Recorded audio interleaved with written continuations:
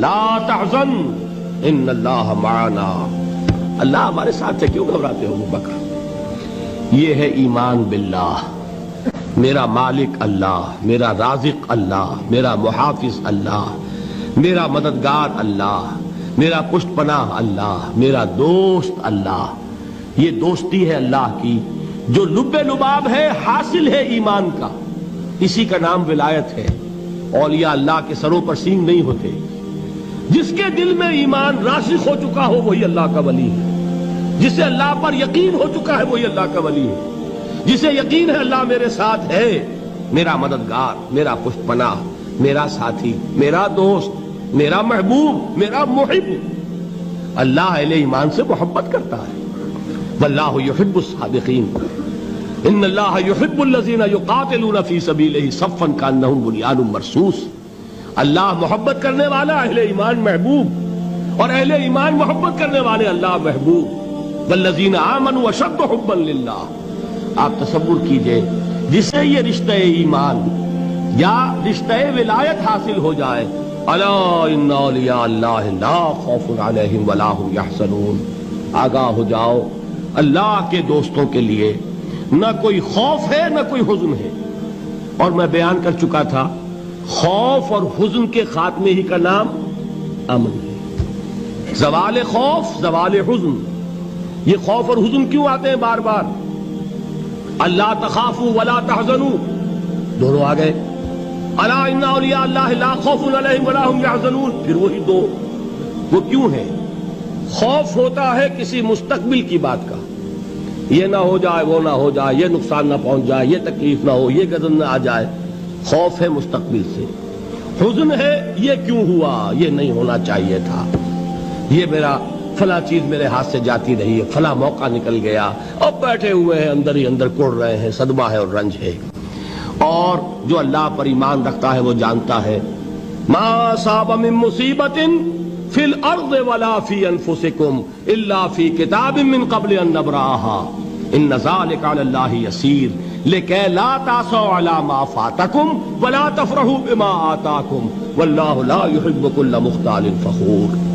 اس زمین میں یا تمہاری جانوں میں کوئی تکلیف، کوئی مصیبت نہیں آ سکتی سوائے اس کے کہ جو اللہ نے لکھ دی ہو، اس سے پہلے کہ وہ ظاہر ہو. جس کو یہ حقیقت معلوم ہو گئی اس کو یہ طرز عمل اختیار کرنا چاہیے. جو چیز چھن جائے، جاتی رہے، چھوٹ جائے، اس پر افسوس نہ کرو. کس نے چھینی؟ دوست نے. دوست کے فیصلے پر شکایت. دوستی کو بٹا لگا رہے ہو. سرے تسلیم خم ہے جو مزاج یار میں آئے. اگر دوستی ہے تو پھر تو تمہیں گردن جھکانی چاہیے کہ ہر چہ ساقی ماریخت عین الطاف است. جو بھی میرا ساقی میرے پیالے میں ڈال دے اس کا کرم ہے. جو اس کی طرف سے آئے اس پر کوئی رنج نہیں، کوئی صدمہ نہیں، کوئی غم نہیں، کوئی شکایت نہیں، کوئی شکوہ نہیں. اور جو ہوگا وہ اس کے اذن کے بغیر نہیں ہوگا، اور اس کا اذن ہوگا تو یقیناً میرے لیے خیر ہی خیر ہے. چاہے وہ ناگوار شے ہو، بظاہر مجھے اچھی نہ لگ رہی ہو، میری شارٹ سائٹڈنس میں مجھے وہ نظر آ رہی ہے کہ میرے لیے بری ہے، لیکن قرآن نے کہا ہے عسیٰ ان تکرہوا شیئا وہو خیر لکم وعسیٰ ان تحبوا شیئا وہو شر لکم واللہ یعلم وانتم لا تعلمون. ہو سکتا ہے تم کسی چیز کو ناپسند کرو درحال کہ اسی میں تمہارا خیر ہو، اور ہو سکتا ہے تم کسی چیز کو پسند کرو درحال کہ اس میں تمہارا شر ہو. اللہ جانتا ہے، تم نہیں جانتے. جب مجھے یہ بات معلوم ہو گئی میں نے اپنا معاملہ اللہ کے حوالے کیا.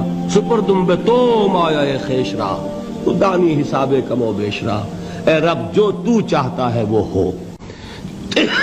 تیرے علم میں جو شے میرے لیے خیر ہے وہ ہو جائے. میری کوئی پسند نہیں، میری کوئی چاہت نہیں. یہ ہے راضی برضائے رب. اکبر الہ آبادی نے اسے کہا ہے رضائے حق پہ راضی رہ. یہ حرف آرزو کیسا؟ خدا خالق، خدا مالک، خدا کا حکم تو کیسا؟ جب میں آ گیا بیچ میں، میری پسند، میری مرضی، میری خواہش، میری چاہت، یہی تو شرک ہے. ما شاء اللہ کان وما لم یشاء لم یکن. جو اللہ نے چاہا وہ ہوا، جو اس نے نہیں چاہا نہیں ہوا. اختیار اس کا ہے، میرا تو نہیں. رضائے حق پہ راضی رہے، یہ حرف آرزو کیسا؟ خدا خالق، خدا مالک، خدا کا حکم تو کیسا؟ اقبال نے اسے کہا ہے فارسی میں. اب آپ کہیں اس کا ترجمہ بھی کرو تو وہ مجھے ذرا اس وقت کچھ بہت ہی بدذوقی کی سی بات نظر آئے گی. جائیے پوچھئے کسی سے جسے فارسی آتی ہو. برو کشید ز پیچا کے ہست و بود مرا، چوک دہا کے مقام رضا کشود مرا.